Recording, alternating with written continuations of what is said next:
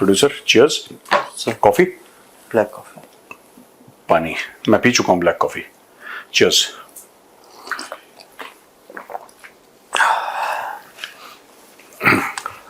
Sir मैं ना जानबूझ के ना धीरे धीरे पानी सिप करता हूं, वहम बना रहना चाहिए कि पी कह रहे हैं। देखो एक मिनट, स्ट्रॉन्ग है बात। क्या गप है प्रोड्यूसर, ये बताओ। वहम बना रहना चाहिए, वहम बना रहना चाहिए, जैसे पड़ोसियों के दिल में जैसे पड़ोसियों के दिल में डर है, वहम है उनके, कभी भी कुछ कब मार देंगे। हाँ सर बताओ क्या खबर। शहबाज शरीफ का एक स्टेटमेंट आया, वो अपा जीत गए वो। हाँ यार वो बड़ा मस्त आदमी है शहबाज शरीफ। हम जीत गए। हाँ तो भाई ने बोला हम जीत गए लेकिन हम अब अमन चाहते हैं। दिस इज एक ऑन अ सीरियस नोट, ये कैरेक्टरिस्टिक है पाकिस्तानी स्टेट का। अब लोग डील करते हैं पता है कैसे, कि जैसे कि एक आदमी को कोई बोल देता है कि यार तुम ऐसे ऐसे हो, तो दिमाग में उसका चलना एक दिन मैं भी बड़ा बनूंगा तब मैं तुम्हें सबक होता है ना मन में। तो that is how the Pakistani, ये जेन्युइन बात है और कोई पाकिस्तानी इसमें ऑफेंड ना हो, I am not trying to troll और something like that. This is how Pakistanis deal with trauma. जब ट्रॉमा होता है ना लॉस का, बड़ी सबके सामने जलील हो गए, दुनिया बेइज्जती कर रही है ना, आप उसके साथ डील कैसे करेंगे? आप कौन सी ऐसी स्टोरी सुनाएंगे कम से कम अपने लोग, क्योंकि उनके लिए देखिए दुनिया में पाकिस्तान की किरकिरी होना कोई नई बात नहीं है, वो पाकिस्तानीज यूज्ड टू हैं। पाकिस्तान दुनिया के लिए कुछ कर नहीं सकता, बस दुनिया से ले सकता है पैसा। IMF से ले लिया, वर्ल्ड बैंक से ले लिया, लगातार भीख मांगना है, that is there core profession. But दुनिया को कोई फायदा नहीं मिला कभी। हाँ पैसे देके थोड़ा सा उनकी फौज का इस्तेमाल कर लिया, मर्सनरी आर्मी है, उससे ज्यादा पाकिस्तान की कोई वक़्त नहीं है दुनिया में।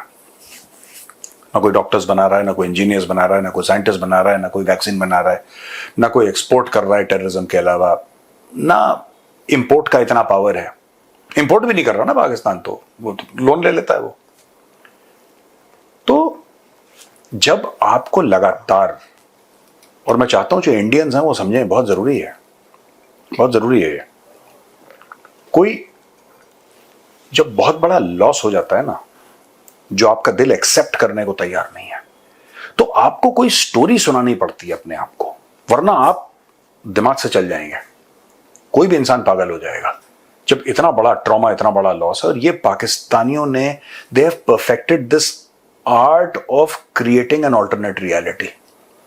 मैंने तो बहुत डिटेल में पाकिस्तान को स्टडी करा है, नॉट ऑर्बैट्स। ऑर्बैट हम लोग फौज में कहते हैं ऑर्डर ऑफ बैटल, कि कौन सी डिव कहां है, कौन सी ब्रिगेड कहां है, that is not important for me, at least that is not important. I am sure to military planners that is very important. मेरे लिए इंपॉर्टेंट इसलिए नहीं है because I am not a military planner, मैं तो एक छोटा सा कमेंटेटर हूं। पर मुझे ऐसा लगता है कि कहीं ना कहीं इस तरीके से पाकिस्तान ना ट्रॉमा के साथ डील करता है। पाकिस्तान लॉस के साथ, जब कोई बहुत बड़ा लॉस हो जाए, राइट, आपका कोई अपना खो जाए, आपकी पुश्तैनी जमीन आपके हाथ से निकल जाए, आप उस लॉस के साथ डील कैसे करेंगे? तो पाकिस्तान एक ऑल्टरनेट रियलिटी अलिफ लैला वाली क्रिएट करता है। ये वही है कि अपन जीत गए, कुछ नहीं। और जो बोलेगा, अगर किसी पाकिस्तानी ने पूछ लिया, इसके दो पहलू हैं, एक तो हम जीत गए, एक तो ये उसका पहलू है, दूसरा पहलू है कि अगर कोई सिर्फ ये बोले कि साहब कैसे तुम गद्दार हो, तो जो भी इस वक्त पूछ रहा है कि साहब भारत के DGMO साहब ने या DG एयर ऑपरेशंस या DG नेवल ऑपरेशंस ने एक प्रूफ दी है। कर्नल सोफिया कुरैशी या विंग कमांडर व्योमिका सिंह, ये लोग प्रॉपर प्रूफ देते हैं ना, सबूत के साथ बात करते हैं। आपने सबूत, तू गद्दार है, तू अपनी फौज से सवाल पूछ रहा है, तू गद्दार है। तो जो वैसे तो सवाल पूछना पाकिस्तानी सोसाइटी में बैंड है, क्योंकि फौज से किसी से भी, मतलब it's a radical Islamic society, तो वो सवाल जवाब का, तर्क वितर्क का ये तो स्कोप है नहीं ना वहां पे। तो it's not a normal society. तो वहां पे वैसी ये डिस्कोर्स तो होता नहीं है वहां पे, वन वे स्ट्रीट होती है वहां पे, लेकिन कभी कोई भूला भटका बेचारा गलती से जिसका दिमाग थोड़ा सा फंक्शनल हो और उसने एक सवाल पूछ लिया तो आप उसको गद्दार करार देते हैं, तो वो सोसाइटी उसको इग्नोर कर देती है। तो this is the path Pakistan has been following in 70। Just imagine, इतना बड़ा फ्रॉड करा 1965 में पाकिस्तान ने। सबसे पहले पाकिस्तान ने अपनी कौम को कन्विंस कर लिया कि भारत ने अटैक करा था।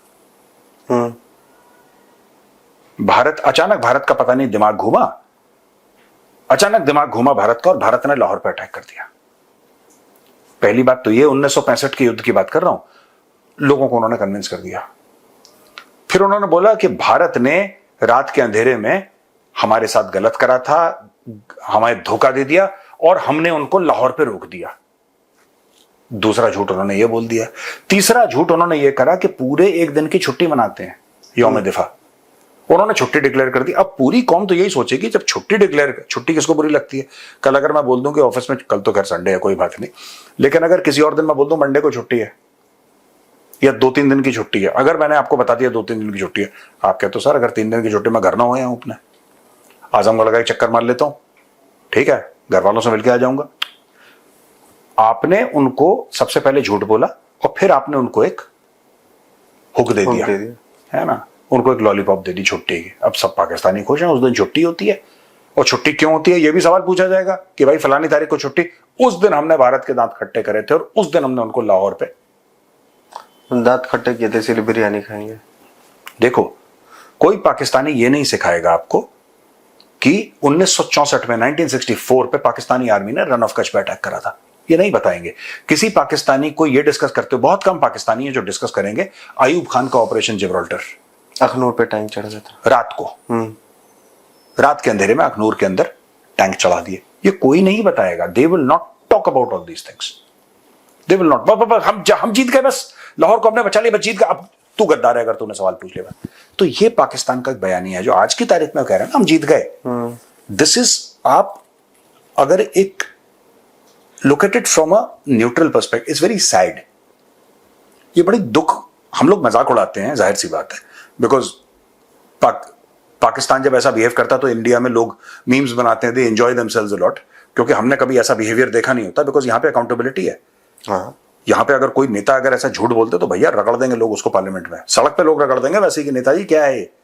तो यहाँ पे इंडिया में बड़ा मुश्किल, मैं ये नहीं कह रहा इंडिया में झूठ नहीं बोलते लोग, यहाँ पे बहुत मुश्किल है क्योंकि यहाँ पे इंस्टीट्यूशनलाइज्ड है ना मामला, इंस्टीट्यूशंस है। पाकिस्तान में तो कोई इंस्टीट्यूशन है नहीं, पाकिस्तान में जंगल का कानून है, आसिम मुनीर जो चाहे।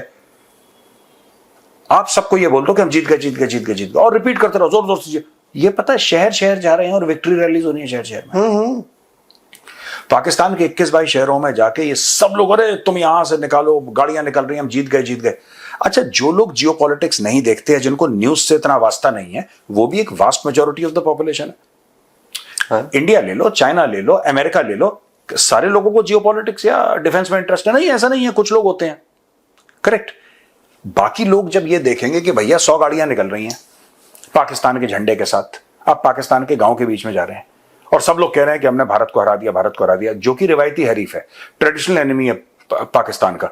जब आप बार बार ये बात रिपीट करेंगे तो जो आम आदमी है जिसको कुछ नहीं पता क्या हुआ, जो सिर्फ उसका सारा ज्ञान व्हाट्सएप से आता है, वो क्या बोलेगा कि हाँ जीत गए, चलो खुशियां मनाओ। फिर देखना ये एक दिन जो है ये छुट्टी डिक्लेयर कर देंगे कि इस तारीख को हमने इंडिया को हरा दिया, बस सब लोग छुट्टी मनाएंगे फिर अगली जनरेशन को। तो ये ऐसे जितनी भी हार है उस ट्रॉमा के साथ डील करने का ये पाकिस्तान का तरीका है। I just wanted to present a psychological perspective कि हम तो देखो ट्रोल तो कभी भी कर लेंगे पाकिस्तान को, रात के 2 बजे उठाओ तो उठते, रात नींद में ट्रोल कर सकते हैं पाकिस्तान को। लेकिन ये this is the way the Pakistanis deal with trauma, zero acceptance of reality, एक ऑल्टरनेट रियलिटी बना लो जिसमें कोई स्पाइडरमैन है तो कोई हल्क है तो कोई सुपरमैन है, वो उड़ रहा है, कोई स्विंग कर रहा है, ये सारी की सारी चीजें करते हैं पाकिस्तानी। अच्छा, इनसे सच छुपता भी नहीं है सर, आप चाहे जो भी देख लीजिए, जितनी बार इन्होंने झूठ बोला। जनरल अयूब खान का भी आपने जिक्र किया, तो फ्रेंड्स नॉट मास्टर्स किताब में उसने सच लिख दिया। बात वो नहीं है, बात यह है कि फ्रेंड्स नॉट मास्टर्स जो है इंग्लिश में है जी, पाकिस्तान के कितने लोग अंग्रेजी समझते हैं, पहली ये बात। तो दूसरी चीज ये है कि उसने जो लिख दिया, इनको थोड़ा फर्क। देखो, पढ़ने लिखने का, आप एक बात समझो, उस कौम में पढ़ने लिखने का, पाकिस्तानियों में, पूरी पाकिस्तानी कौम में पढ़ने लिखने का रिवाज नहीं रहा। जहां पे क्रिटिकल थॉट्स, जहां पे डिसेंट को आप मार देंगे, कोई फर्क नहीं पड़ा, फ्रेंड्स नॉट मास्टर्स। आज की तारीख में भी कई पाकिस्तानी ये मानते हैं कि मुजाहिदीन ने, सो कॉल्ड गाजियों ने कारगिल कर दिया, quote unquote so called Kashmiri freedom fighters, उन्होंने कारगिल कर दिया, हमारी फौज। नहीं मानते, ऑल्टरनेट रियलिटी उन्होंने क्रिएट कर दी। That is why Pakistan is a useful idiot for China and for America. आज की तारीख में अचानक आप देखेंगे, मैं पाकिस्तानियों को अक्सर कहता हूं, जब मैं बात करता था, मैं पाकिस्तानियों को यही कहता था कि वो कह रहे हैं अरे मेजर साहब आपको नहीं पता ये जो बाइडेन ने क्या बोला है, इसने क्या बोला है कि पाकिस्तान हमारा बहुत करीबी दोस्त है। और ये मैंने बोला, जब भी अमेरिका ये कहता है ना कि पाकिस्तानी हमारे बहुत अच्छे दोस्त हैं या पाकिस्तानी स्टेट हमारा बहुत अच्छा दोस्त है, इसका मतलब यह है कि आप पाकिस्तानी मरने वाले हैं। लिटरली पाकिस्तानियों की डेथ्स। क्यों, मैं बताता हूं। अमेरिका इनको क्यों दोस्त बोलेगा? ये क्या कर सकते हैं? आप एक बात बताओ, पाकिस्तान अमेरिका के लिए क्या कर सकता है जिससे अमेरिका को बेनिफिट हो जाए? एक बात साफ सीधी बात है, इनका एक सिम्बायोटिक रिलेशनशिप है और उसका सिक्योरिटी से कोई लेना। ये again Pakistani alternate reality, security. It's not about security. Security is a good word, एक इज्जतदार शब्द है सिक्योरिटी, एक लफ्ज है इज्जतदार। तो आपको यह भी नहीं लगता कि आप बिकाऊ हो, आपको यह भी नहीं लगता कि आप फ्रॉड हो। अब security, net security provider, frontline partner in war of. तो ये सब फ्रेजोलॉजी जो है, या ये सब जो ये जब जार्गन जो इस्तेमाल करते हैं ना अमेरिकन, उससे पाकिस्तानी खुश हो जाते हैं। सच बात यह है कि जब भी अमेरिका तारीफ करता है पाकिस्तान की, इसका मतलब या तो अफगानिस्तान में खून खराबा होने वाला है और उसके रिस्पॉन्सिबल पाकिस्तानी होंगे। सबसे पहले जब बड़ा हाथ मिलाया था इन लोगों ने, मैं सिएटो सेंटो की बात नहीं कर रहा, मैं वो बहुत पुरानी बात है, 79 के बाद जब हाथ मिलाया फर्स्ट अफगान वॉर में, तो पाकिस्तान का बेड़ा गर्क हो गया। पूरे मदरसे से टेरर, ये तभी तो शुरू हुआ ये सब। तालिबान, लश्कर तैयबा, जैश ए मोहम्मद, ये सब उस समय के पैदाइश है। जो नहीं, उस समय की पैदाइश नहीं कहूंगा मैं कि 79 की पैदाइश है, मैं ये नहीं कह रहा। मैं ये कह रहा हूं कि उस समय जो बीज बोया था अमेरिका से पैसे लेके, उसके ये चिल्ड्रन और ग्रैंड चिल्ड्रन है। मैं ये कह रहा हूं आपसे, okay. Pakistani society day one से रेडिकल थी, धर्म के नाम पे बना देश, हाँ, तभी रेडिकल थी। इसको स्टेरॉइड दे दिया जियाउल हक ने। जियाउल हक को क्या मिला वैसे? अमेरिका ने अरबों डॉलर दिए, अरबों डॉलर अमेरिका ने डाले। तो जिहाद, फिर लश्कर भी बना उससे, जैश भी बना, तहरीक तालिबान पाकिस्तान, सब बने इससे। If I am not wrong sir, मैं थोड़ा सा उससे हट, जब मैं Tehreek Taliban Pakistan, let me be very categorical, कई लोग बोलेंगे कि साहब उसका क्या लेना देना, मैं कह रहा हूं कि जो जिहादी तंजीमें बनी, उनके आइडियोलॉजिकल फाउंडेशन, चाहे वो तंजीम आपकी 90s में बनी हो या सन 2000 में बनी हो, वो तंजीम एग्जिस्ट ना करती हो जब फर्स्ट अफगान जिहाद 79 to 89 चला ना। मैं कह रहा हूं कि उसके आइडियोलॉजिकल जो उसकी सीड्स थी वो तब सो कर दी थी, मैं ये कह रहा हूं। सर अगर मैं गलत ना हूं तो करेक्ट कीजिएगा अगर मैं गलत हो रहा हूं। हाँ। मुझे जहां तक याद है, पाकिस्तान का जो करंट मोटो है पाकिस्तान आर्मी का, वो भी जियाउल हक नहीं दिया था। जियाउल हक ने, तुम भी जिया बोलते हो, तुम मेरे मुंह से भी जिया निकलता है। जियाउल हक सर, जियाउल हक, गला साफ हुआ आपका, हो गया। जियाउल हक, तो जियाउल हक ने ही दिया था सर वो। उसके समय पे चेंज, यूनिटी, फेथ, डिसिप्लिन, ऐसी कुछ था उनका। हाँ, उसके बाद हाँ, फिर बाद में ये भी बड़ी इंटरेस्टिंग स्टोरी है। हाँ जी। उनके ऑफिसर्स में इसमें शराब मिलती थी और एक जमाने में, और बड़े बड़े उनके जनरल्स जो थे वहां पे, British army, you know the Indian army and the Pakistani army are both descended from the British Indian army, ठीक है। और बाय द वे जो शायरी में इंटरेस्ट रखते हैं, Faiz Ahmad Faiz was a lieutenant colonel in the army. हाँ, ये मुझे अभी पता चला सर। हाँ, he was part of the British Indian Army। जो फौजी है वो थे, नॉट फौजी हैं, थे। Faiz Ahmad Faiz was once a फौजी always a फौजी। was a good man. He's a good man. A good man. He went to the wrong country, but a good man nonetheless. A very talented man. वो communist आदमी था वो, फैज अहमद फैज ना। वैसे हमारे यहाँ भी एक सिग्नल्स के हुए सर। अरे वो आनंद बख्शी साहब। खैर, हाँ सर, आप कुछ कह रहे थे। बेसिकली कहने की बात यह है कि जब ये पूरा पाकिस्तान में चल रहा था ना ये, तो पाकिस्तानी जनरल्स का वही ब्रिटिश तरीका, शाम को विस्की पीना और ये सब। जियाउल हक आया एक प्योरिटिकल फॉर्म ऑफ इस्लाम लेके। अब आप पाकिस्तानी जर्नल देखिए, आधों की दाढ़ियां हैं। ये सब जियाउल हक इफेक्ट है। और मैं ये नहीं कह रहा कि ये जनरल्स जो हैं ये उस समय भी, जाहिर सी बात है उस समय यंगस्टर्स होंगे, ये जाहिर सी बात है उस समय यंगस्टर्स होंगे, कुछ ट्रेनिंग ले रहे हैं, कुछ कमीशन भी नहीं हुए होंगे, ठीक है। लेकिन उस समय जो बीज बोते, जैसे कि उन्होंने रेडिकल इस्लामिस्ट ऑर्गेनाइजेशंस का, टेररिस्ट ऑर्गेनाइजेशंस का बीज बो दिया था 79-89 के बीच में। फिर चाहे तहरीक तालिबान पाकिस्तान बहुत बाद में बनी है, उससे कोई फर्क नहीं पड़ता, तार वहीं से जुड़ते हैं। सिमिलरली द पाकिस्तान, बहुत अच्छा एग्जांपल दिया अपने प्रोड्यूसर, ये एग्जांपल पूरा करता है इस स्टोरी को कि भाई पाकिस्तान आर्मी में भी सारे ऑफिसर में शराब थी, म्यूजिक सुनते थे, सब कुछ था, भारत के साथ दुश्मनी थी, लेकिन वो अपनी ऐश अय्याशी करते थे। कराची एक जमाने में मॉडर्न सिटी हुआ करती थी, एक जमाने में कराची मॉडर्न सिटी हुआ करती थी। जियाउल हक ने ऐसा करा, सबसे पहले उसने पता क्या बोला, ये शराब हटाओ, ठीक है। तो लोगों ने शुरू में लोगों को ये डाउट हुआ कि हेल्थ रीजन से हटवा रहा है, नहीं, उसने बोला कि इस्लाम में हराम है, हटाओ, तो हटा दिया। फिर उसने बोला कि मैं जज करूंगा, तुम्हें ACR दूंगा, एनुअल कॉन्फिडेंशियल रिपोर्ट, और तुम्हारा जो भी प्रमोशन होगा वो इस बेस पे नहीं होगा कि तुम कितने अच्छे प्रोफेशनल हो, वो इस बेस पे होगा कि तुम कितने अच्छे मुसलमान हो। और मुसलमान होने का पैरामीटर जियाउल हक डिसाइड करता था कि मैं डिसाइड करूंगा कि किसको मैं अच्छा मुसलमान कहता हूं। तुम्हारी अच्छा, खुद की दाढ़ी नहीं थी भाई की, नहीं, क्लीन शेव रहता था वो, क्लीन शेव था, मूछें थी उसकी, बड़ी हाँ, बड़ी नहीं उसकी एक्चुअली, तो हाँ नॉर्मली थी उसकी। बट जियाउल हक का ये था कि खुद उसने बोला कि दाढ़ी होगा, वो खुद क्लीन शेवन था वो। जैसे जिन्ना ने बोला कि पाकिस्तान की जो मेन लैंग्वेज होगी, नेशनल लैंग्वेज होगी, वो उर्दू होगी, खुद नहीं बोलता था उर्दू। तो ये दोगले लोग पाकिस्तान में रहे हैं। तो जियाउल हक ने पूरा सिस्टम बना दिया, अफसरों को बीच में, ऑफिस के बीच में आप जा सकते हैं नमाज पढ़ने के लिए, ठीक है। तो लोग 3-3, 4-4 बार गायब थे, एक सवेरे रात की तो घर ही पे पढ़ेंगे, लेकिन बीच में 3 बार लोग गायब हो गए दफ्तर से, या 2 बार गायब हो गए। ये बड़ा कॉमन था वहां पे। फ्राइडे की छुट्टी, पहले संडे की छुट्टी थी और फ्राइडे की छुट्टी, हर चीज में इस्लामीकरण पाकिस्तान का, वो जियाउल हक की दिन थी। ये मुझे लगता है ये वाला एपिसोड हमारा थोड़ा सा ज्यादा वो हो गया हिस्टोरिकल टाइप का पर्सपेक्टिव। नहीं, आपने जब वो तंजीमों वाला एग्जांपल दिया तो मुझे सर याद आया, क्योंकि हमारी आपने मुझे कई बार बताया था कि उसका ईमान, अगर आप बोर हो रहे हैं तो गलती प्रोड्यूसर की है, आई एम सॉरी, बट क्या करें, कई बार जान लेनी चाहिए चीजें सर। क्या कर रहे हैं प्रोड्यूसर? कैमरे के पीछे मैं बहुत सारी चीजें सुनता हूँ, फिर मैं सोचता हूँ कैमरे के सामने भी वही क्वेश्चन रिपीट मार देता हूँ, तो आप लोग को भी पता चल जाए। वाह, ऐसा नहीं कि मैं कैमरे के पीछे से रहता हूँ, बहुत सारे सवाल पूछता रहता हूँ, जिससे मैं डांट भी खा जाता हूँ। क्या है? ऐसी बात नहीं प्रोड्यूसर, तुम अगर मेरी डांट सुन लो कभी शिद्दत से तो तुम्हें भला हो जाए। ये सब ऐसे हैं, एक कान से सुना दूसरे कान से निकालने वाले हैं। चलो बताओ, और बताओ प्रोड्यूसर। सर एक आई सर बात, अभी कहीं तो स्पीच दे रहा था शहबाज शरीफ, एक तो आजकल स्पीच खूब दे रहा भाई, जम के स्पीच दे रहा है, कभी टैंक पे खड़ा जम के नहीं, हिल के। नहीं, वो हिलता तो रहता ही है, हिल के तो वो शुरू से देता था। अभी जब वो टैंक पे स्पीच दे रहा था मुझे लग रहा था गिर जाएगा, नहीं वही है, मुझे लग रहा था ऐसे ऐसे कर रहा था टैंक।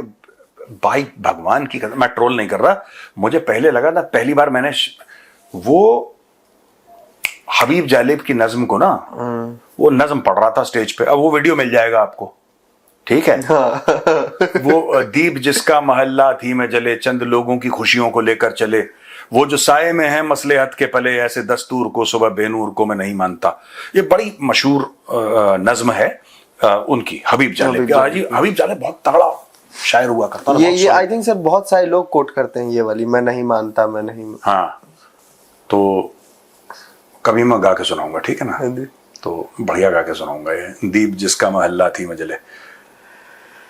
उसमें ये इतने जोश में आ गया शहबाज शरीफ मुझे, और ऐसा मुझे लगा इसको मिर्गी का दौरा पड़ा है, शहबाज शरीफ को मिर्गी का दौरा पड़ा है। वो ऐसे, मैंने बोला यार ये बेचारा कब्र में लेटे लेटे हबीब जालिब सोच रहा होगा यार कैसे कार्टून कैरेक्टर्स हैं यहाँ पे। He has written some immortal poetry यार। हबीब जालिब ने बड़ा सॉलिड, बड़ा तगड़ा काम कर रखा है। फिर ये जब शहबाज शरीफ टाइप के फॉर्म 47 जब नज़में उसकी पढ़ते हैं ना, तब लगता है कि there is something very wrong, there is something very wrong. तो ऐसे ऐसे मुझे लगा कि उसको मिर्गी हो रही है, कुछ दौरा वौरा पड़ा है, कुछ जूता वूता सुंघा उसको भाई, तब जाके नॉर्मल होगा। तब मैंने सुना था वो टैंक वैंक से गिर जाता, वो घास वास पता नहीं क्यों उगा रखी थी टैंक में। मुझे तो ऐसा लग रहा है कि वो जैसे ही चढ़ा वो कट हुई होगी क्लिप, फिर घास बांधी होगी कि मालिक गिरना मत। नहीं मुझे यार वो बहुत अजीब सा था वो टैंक की फोटोग्राफ ना, the prime minister of Pakistan लिखा था, पता नहीं क्या क्या है, हद हो गई। वही चलाएगा वो टैंक, वही चलाएगा टैंक को। क्या कौन सी ब्रिगेड की थी सर जो पहली थी? किसने? उसने पता नहीं, कोई ब्रिगेड की तो कैप नहीं थी, वो पता नहीं कौन सी उसने पहन ली थी। मैं आई वाज वेरी सरप्राइज्ड कि सीपी वाली लग रही थी। सीपी से तो नहीं गई होगी, हाँ यहाँ से सबको भगा दिया था। बट मुझे ऐसा लग रहा था कि मतलब it was a very shoddy show. एक तो उन्होंने उसमें कहीं आर्मी की बिल्डिंग्स नहीं दिखाई, कोई आर्मी का स्ट्रक्चर नहीं दिखाया, ठीक है। एक टैंक खड़ा था जिसके ऊपर घास बंधी थी। एक दो उनके पता नहीं क्या थे, वो एसपी सेल्फ प्रोपेल्ड आर्टिलरी का या कुछ था, मुझे नहीं समझ में आया, ठीक है। और कुछ कैमोफ्लेज नेट्स थे, खेत के बीच में पता नहीं पीछे जंगल था, फिर खेत था वहां पे। सर सूखे खेत में कैमोफ्लेज नेट्स क्यों लगाए थे, मुझे ये अभी तक नहीं दूसरी समझ चीज है कि ये दिखाना, ये बेसिकली मोदी जी की नकल मारने के लिए भी अकल चाहिए होती है। मोदी जी क्यों गए? मोदी जी गए पहली बात हौसला बढ़ाने के लिए कि भाई आदमपुर एयरबेस में आप लोगों ने तगड़ा काम करा है, मैं आपको थैंक यू बोलने आया हूं। ये मोदी जी का पहला उद्देश्य था। दूसरी चीज, पाकिस्तान ने झूठ बोला था कि हमने आदमपुर एयरबेस बर्बाद कर दिया, S-400 तो सामने पीछे पड़ा, देख लो तुम भाई, तुम देख लो, तुम्हारा कैमरा है, तुम देख लो, तुम्हारे एयरक्राफ्ट है, आपने बोला फाइटर एयरक्राफ्ट हमने वो लो, एयर स्ट्रिप देख लो, ये तो कर सकते हैं हम। अब हमने जब इनके मिलिट्री एयरबेसिस पे हमला करा तो शहबाज शरीफ को मिलिट्री एयरबेस पे जाना चाहिए था। जो भारत कह रहा है, जैसे नूर खान, भारत कह रहा है कि हमने नूर खान पे बम मारा, तो शहबाज शरीफ कहता दुनिया भर के कैमरा लेकर आओ, मैं नूर खान जा रहा हूं। नूर खान का तो उसने मान लिया सर कि मिसाइल पड़ी है, वो तो अभी माना उसने, ये तो अभी माना उसने। लेकिन जब टैंक या नूर खान या आप सरगोदा मान लो, फॉर एग्जांपल, भारत कह रहा है हमने सरगोदा पे मार दिया, एक बात कह रहा हूं आपसे, सरगोदा पे मार दिया हमने, मैं सरगोदा के एयरबेस पे खड़ा हूं, ये आपका ये फलाना न्यूज है, ये जियो है, ये डॉन है, ये फलाना न्यूज़पेपर है, सब लोग आओ आओ, ठीक है, आप जाओ और आप देखो कहां भारत ने मिसाइल मारी है। भारत कह रहा है ना, जाओ मेरे साथ, चलो चलो देखते हैं, आप आगे चलो मैं पीछे चलता हूं, जहां आप बोलोगे करो। नहीं करा, खेत के कोने में ले गया, क्योंकि उसको लगा मोदी जी खड़ा, तो मैं भी टैंक के गरीब से टैंक के ऊपर घास वास बांध के खड़ा हो गया, उसके ऊपर सामने लिखा था द प्राइम मिनिस्टर पाकिस्तान। ये खुद का मजाक उड़वाते हैं दुनिया से, ये खुद को ट्रोल, हम ट्रोल नहीं करते पाकिस्तानियों को भाई, ये खुद करते हैं अपने आप को। करना नहीं चाहते तो ये कहते करो ना, तो करो ना।